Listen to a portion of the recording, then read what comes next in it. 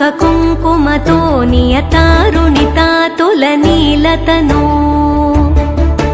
कमलायतलोचन लोकपते विजयी भव वेङ्कटशैलपते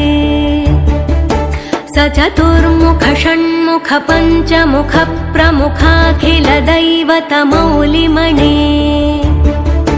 शरणागत वत्सल सारनिधे परिपालय मां वृषशैलपते अतिवेलकया तव दुर्विषहैरनुवेलकृतैरपराधशतैः भरितं त्वरितं वृषशैलपते परया कृपया परिपाहि हरे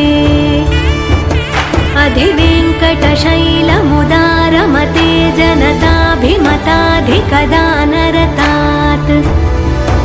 परदेवतया गदितान्निगमै कमलादयितान्न परं कलये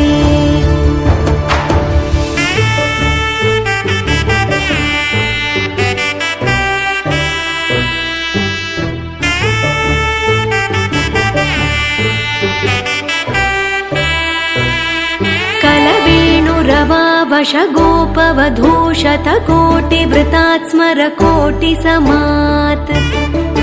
प्रतिवल्लविकाभिमतात् सुखदात् वसुदेवसुतान्न परं कलये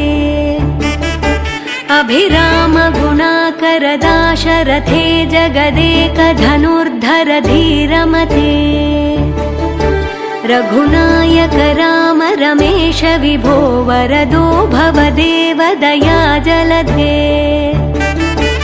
अवनीतनया कमनीयकरं रजनीकर चारुमुखाम्बुरुहम् रजनीचर राजतमो मिहिरं महनीयमहं रघुराममये सुमुखं सुहृदं सुलभं सुखदं स्वनुजं च सुखाय ममोघशरम् अपहाय रघुद्वहमन्यमहं न कथञ्चन कञ्चन जातु भजे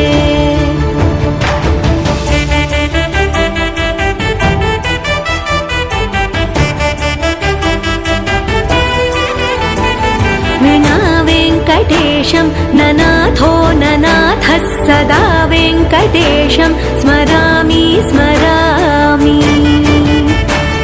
हरे वेङ्कटेश प्रसीद प्रसीद प्रियं वेङ्कटेश प्रयच्छ प्रयच्छ विना वेङ्कटेशं ननाथो ननाथः सदा वेङ्कटेशं स्मरामि स्मरामि हरे वेङ्कटेश प्रसीद प्रसीद प्रियं वेङ्कटेश प्रयच्छ प्रयच्छ अहं दूरतस्ते पदाम्भोजयुग्मं प्रणामेच्छयागत्य सेवां करोमि